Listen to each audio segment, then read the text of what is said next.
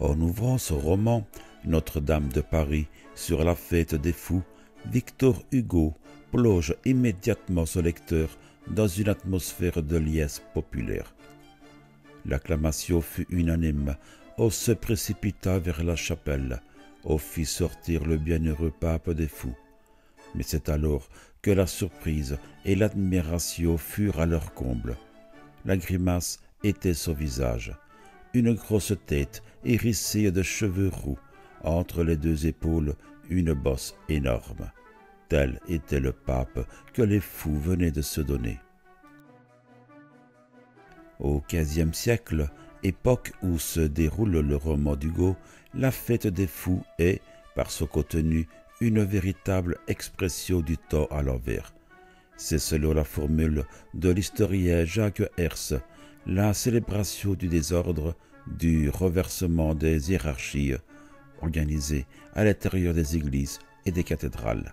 La fête des fous était un événement qui se déroulait généralement entre le 25 décembre et le 6 janvier, où les sous-diacres prenaient la place des hauts dignitaires pour danser, chanter des cantiques et professer des sermons grossiers et obscènes. Au point culminant de la fête, on élisait le pape des fous, la plupart du temps un diacre, souvent même un profane ou un étudiant. Pour être élu, il s'agissait de passer sa tête dans un trou et de faire la grimace la plus laide possible. Le roi était ensuite promené, déguisé en évêque, à travers les rues de la ville, monté sur un âne.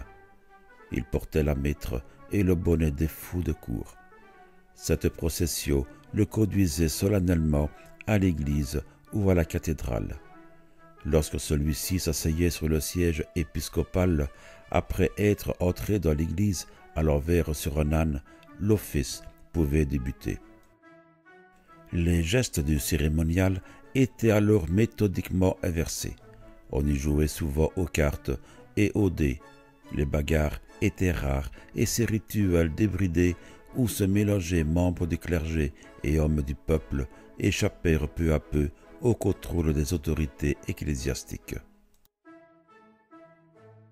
C'est pourquoi le Concile de Nantes en 1431 et celui de Bâle en 1435 cherchèrent à proscrire la fête des fous et autres abus qui régnaient en plusieurs églises. La disparition de la fête des fous semble alors avoir conduit à la formation plus laïque du carnaval qui, dès le XVe siècle, fut pris en charge par les instances de la société civile. Il n'en demeure pas moins que les rituels d'inversion, la présence d'un peuple de fous, les cavalcades, les mascarades, les déguisements collectifs et les défilés de chars puisent leur origine dans cette tradition médiévale de la fête des fous. L'historien Jacques Herse estime que la fête de Saint-Nicolas, patron des marais des enfants qui jouit d'une dévotion très populaire en Occident, le 6 décembre ouvre les festivités de la fête des fous. D'autres auteurs considèrent que le début des festivités est le jour de la fête des Saints innocents, commémorant le massacre des innocents. Mais la plupart des historiens s'accordent à faire coïncider le début de la fête des fous avec le 25 décembre, jour de Noël.